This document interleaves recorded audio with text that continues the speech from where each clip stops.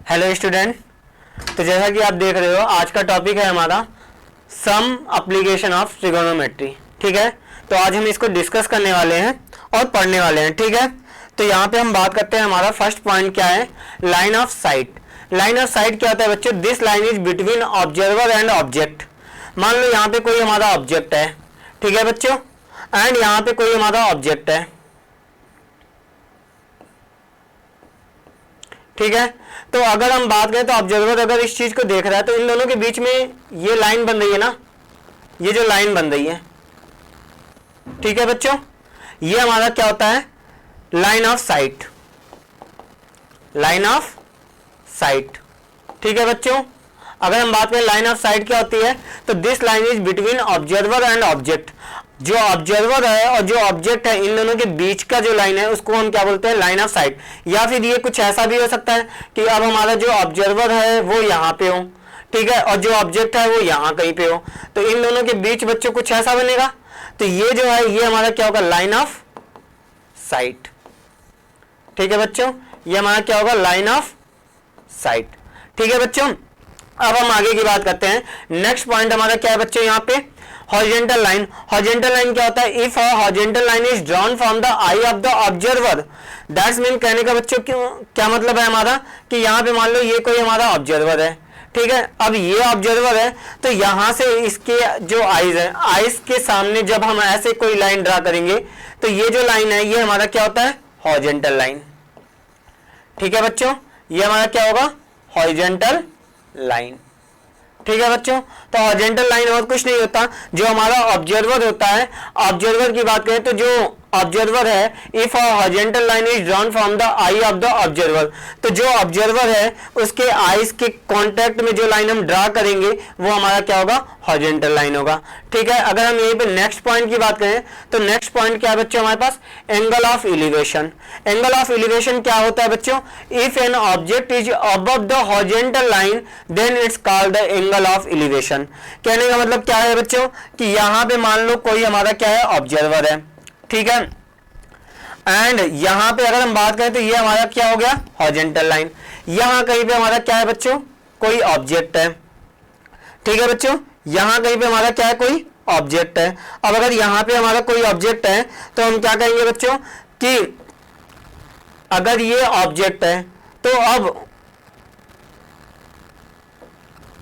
ये हमारा यहाँ पे ऑब्जेक्ट है, तो यहाँ पे हम क्या करेंगे बच्चों, इस लाइन को ड्रा करेंगे, तो ये जो एंगल बनता है बच्चों ये हमारा क्या होता है, एंगल ऑफ एलिवेशन। ठीक है बच्चों, अगर हम एंगल ऑफ एलिवेशन की बात करें तो एंगल ऑफ एलिवेशन कुछ और नहीं है, ये जो हमारा अगर हम बात करें तो हॉरिजॉन्टल लाइन और लाइन ऑफ साइट के जो बिटवीन एंगल बनता है, इन दोनों लाइन को जो कट करने से एंगल बनता है उसको हम क्या बोलते हैं, एंगल ऑफ एलिवेशन। ठीक है बच्चों, तो अगर हम बात करें तो इसको हमने अल्फा नाम दे दिया, तो ये हमारे पास क्या हो जाता है बच्चों, एंगल ऑफ एलिवेशन। और ये हमारे पास कौन सी लाइन है, लाइन ऑफ साइट। ठीक है बच्चों, ये हमारे पास होती है लाइन ऑफ साइट, और ये हमारे पास कौन सी लाइन है, हॉरिजॉन्टल लाइन। ठीक है बच्चों, तो ये हमारे पास क्या है, हॉरिजॉन्टल लाइन। ठीक है, अब अगर हम यहाँ पे नेक्स्ट पॉइंट की बात करें बच्चों, तो नेक्स्ट पॉइंट हमारे पास क्या है, angle of depression. Angle of depression, तो एंगल ऑफ डिप्रेशन की बात करें तो ये हम क्या बोलते हैं बच्चों, if an object is below the horizontal line. अब अगर हम यहाँ पे बात करें तो हमारा जो ऑब्जर्वर है वो यहाँ पे है, ठीक है, और हॉरिजॉन्टल लाइन कहाँ पे है, ये हमारा हॉरिजॉन्टल लाइन हो गया, दैट्स मीन ये लाइन।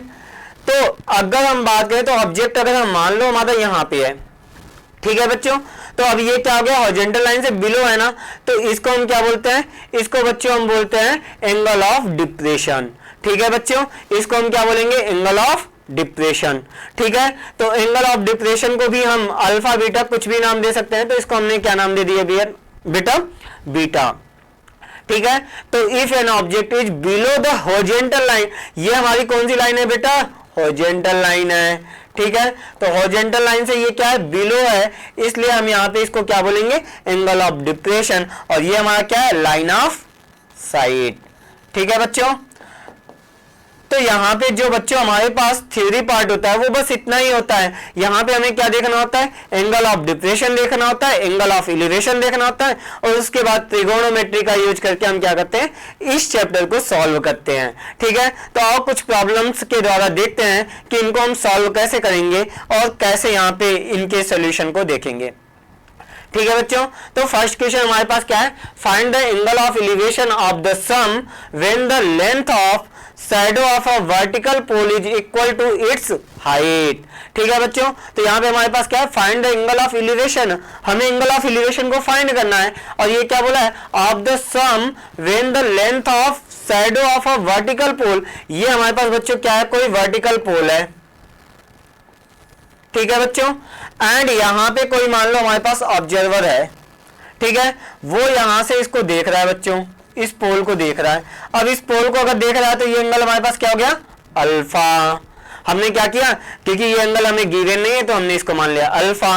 अब उसने क्या बोला कि ये जो shadow of vertical pole is equal to its height, तो ये क्या है बच्चों, इस पोल का शैडो है ना, इसकी हाइट हमने मान लिया h।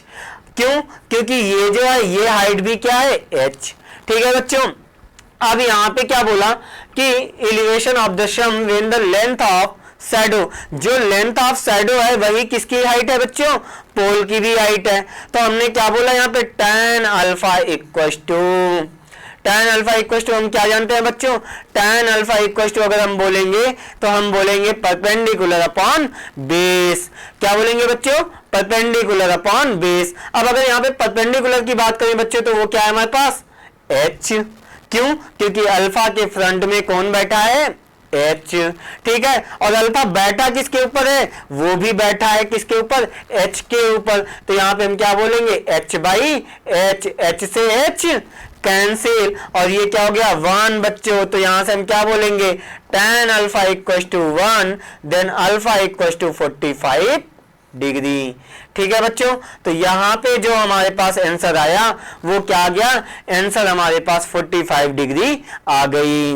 एंगल ऑफ एलिवेशन कितना आ गया बच्चों, 45 डिग्री।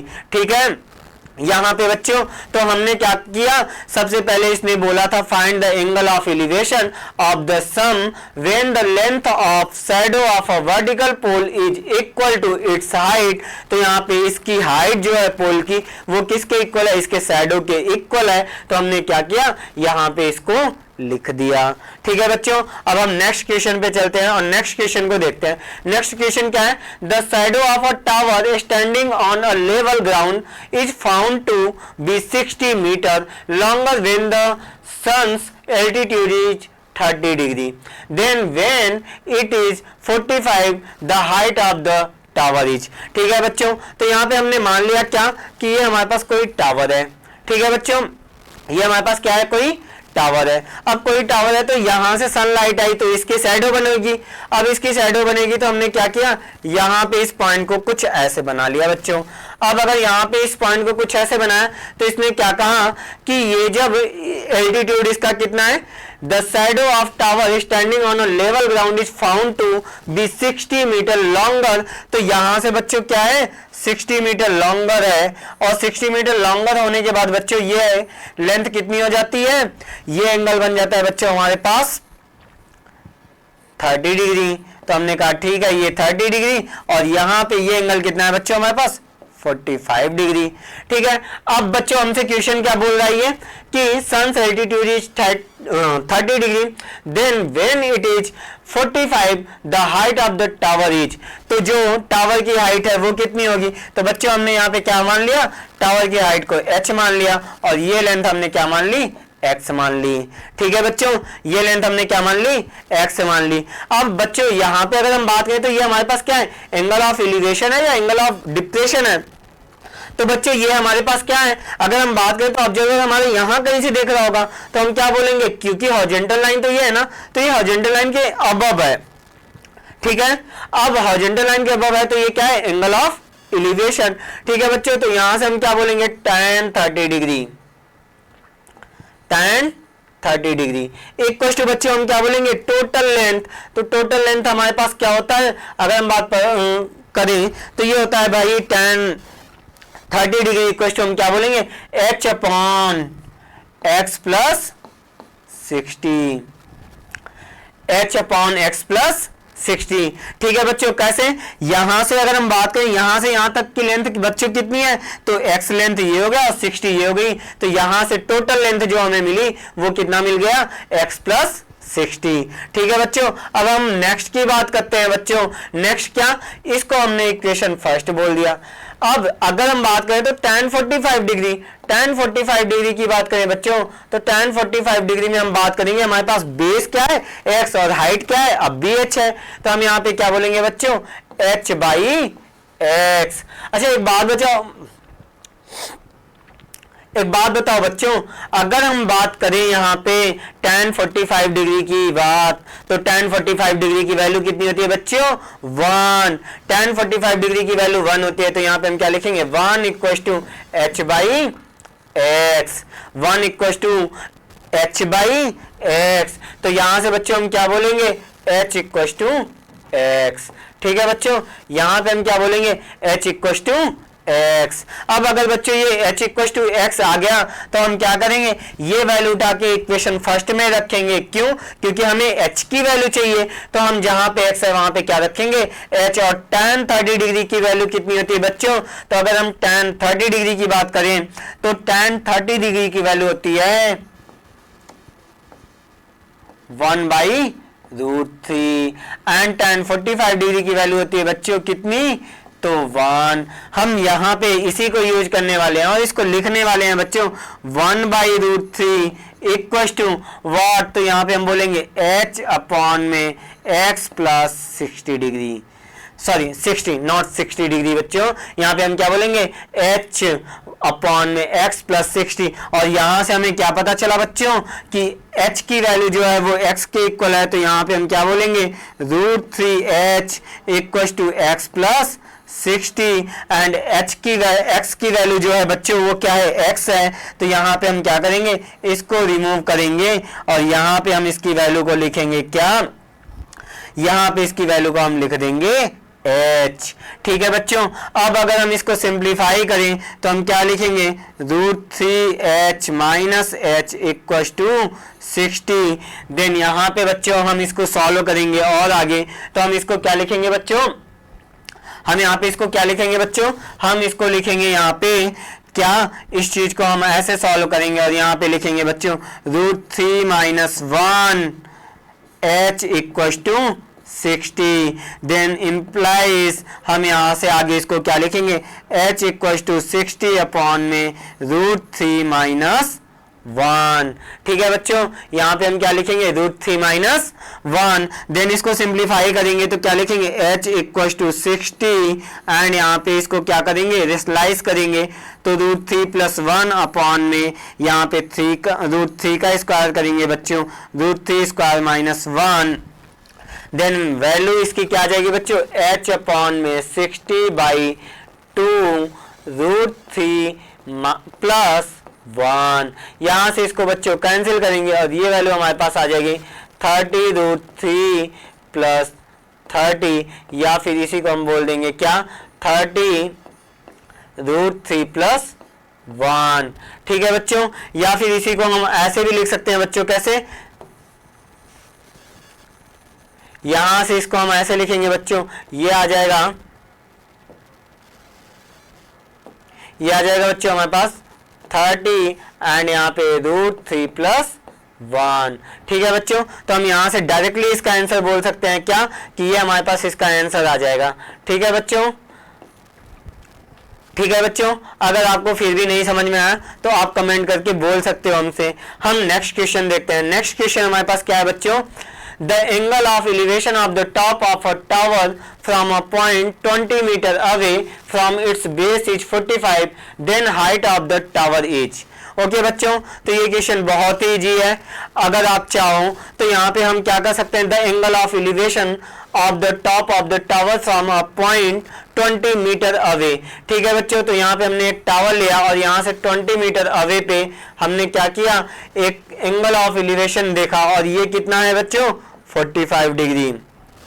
ठीक है, from its base is 45 degree, then height of the tower is, इसको बच्चों हमने क्या मान लिया, h मान लिया, और जैसे इसको h मानेंगे बच्चों हम यहाँ पे क्या लिखेंगे, tan 45 डिग्री इक्वल टू क्या, h बाई 20। अच्छा एक बात बताओ बच्चों, tan 45 डिग्री की वैल्यू कितनी होती है, तो tan 45 डिग्री की वैल्यू होती है बच्चों हमारे पास 1। तो यहाँ पे हम क्या लिखेंगे, 1 equal to h by 20, then h equal to 20। ठीक है बच्चों, तो यहाँ पे हमारे पास वैल्यू क्या आ जाएगी, 20। एंड यहाँ पे अगर बच्चों हम बात करें तो हमने क्या कहा, हमें यूनिट का काफी ध्यान देना है, तो यूनिट कितनी है, 20 मीटर। तो यहाँ पे हम आंसर को क्या बोलेंगे, h इक्वल टू 20 मीटर। ठीक है बच्चों, हम नेक्स्ट क्वेश्चन पे चलते हैं, और नेक्स्ट क्वेश्चन हमारा क्या है, नेक्स्ट क्वेश्चन हमारा है a vertical tower stand on a horizontal plane and it's.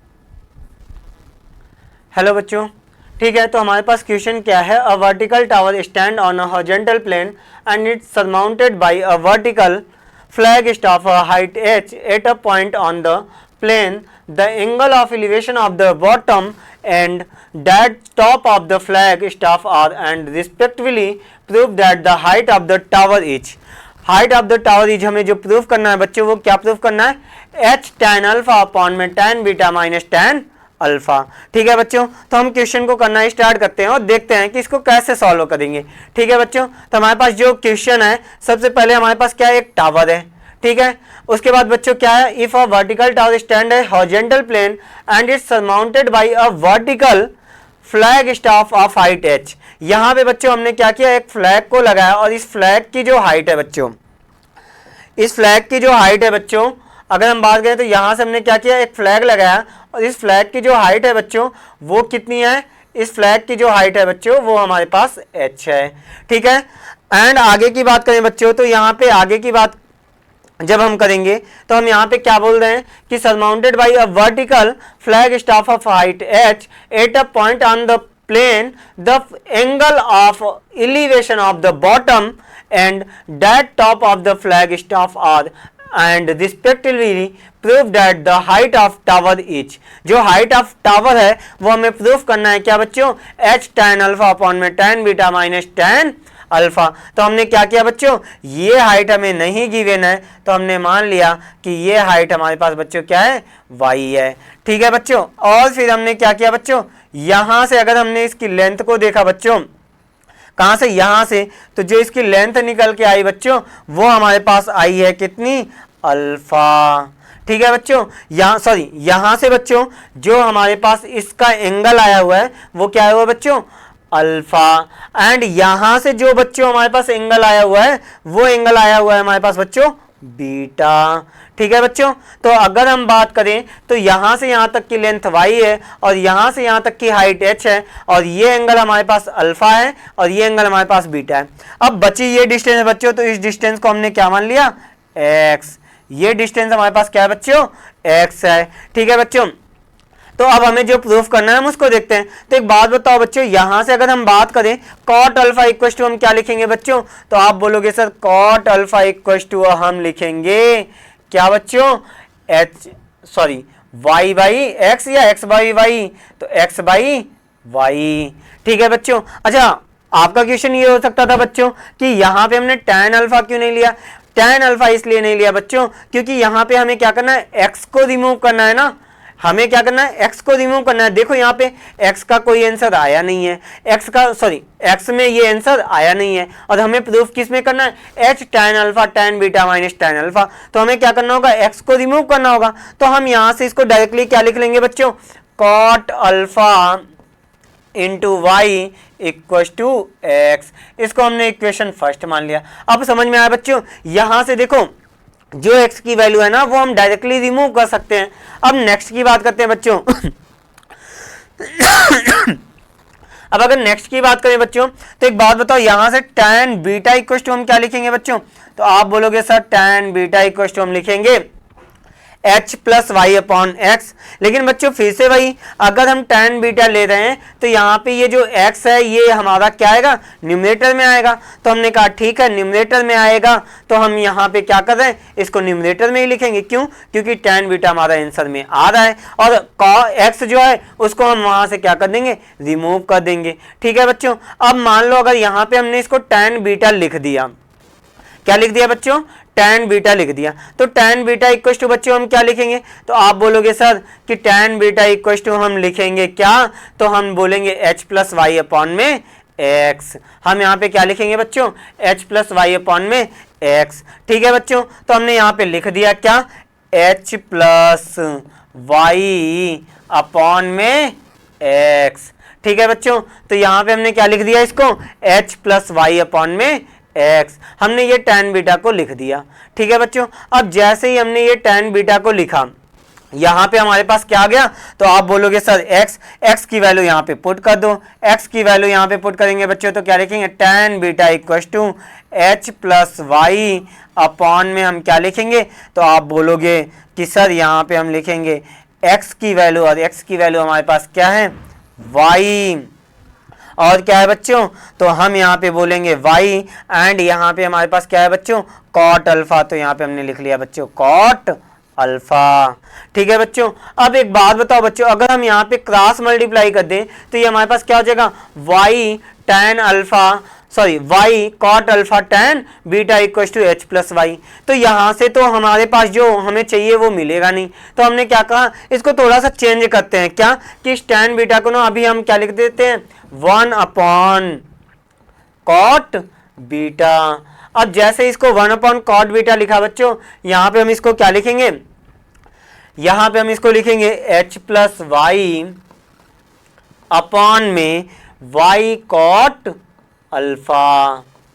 ठीक है बच्चों, यहाँ पे हम इसको क्या लिख लेंगे, y cot अल्फा, और हमें वैल्यू किसकी चाहिए बच्चों, हमें वैल्यू चाहिए y की। तो यहाँ से इसको सिंप्लीफाई करेंगे और क्रॉस मल्टीप्लाई, तो इसको लिखेंगे y cot alpha equal to बच्चों क्या लिखेंगे, h cot beta plus y cot beta. ठीक है बच्चों, यहाँ पे हम क्या लिखेंगे, y cot alpha equal to h cot beta plus y cot beta. अब आप ध्यान दो बच्चों, अगर हम हाइट ऑफ टावर की बात करें तो हाइट ऑफ टावर हमारे पास है क्या, y, इसका मतलब हमें y को फाइंड करना है। अब y को फाइंड करना है तो क्या इसको हम ऐसे लिख सकते हैं बच्चों, y cot alpha minus y cot beta equal to h cot beta. ठीक है बच्चों, यहाँ पे हमने इसको क्या लिख लिया, h cot बीटा, एंड इसको सिंप्लीफाई करेंगे बच्चों तो y को कॉमन लिया और y को कॉमन लिया, तो यहाँ पे हमारे पास क्या गया, cot alpha minus cot beta equal to h cot beta. ठीक है बच्चों, तो यहाँ पे हमने क्या लिख लिया, h cot बीटा। ठीक है बच्चों, अब अगर यहाँ से आगे सिंप्लीफाई करेंगे इसको तो हम बच्चों क्या लिखेंगे, यहाँ से आगे इसको सिंप्लीफाई करने के बाद हम इसको लिखेंगे y, एंड cot अल्फा को हम यहाँ पे क्या लिख लें बच्चों, 1 अपॉन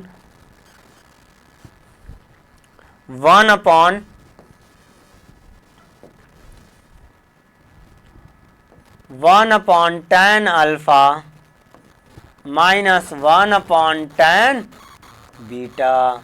ठीक है बच्चों, तो यहाँ पे हमने क्या लिखा, y 1 into 1 upon tan alpha minus 1 upon tan beta equal to बच्चों यहाँ पे हम क्या लिखेंगे, h अपॉन tan बीटा।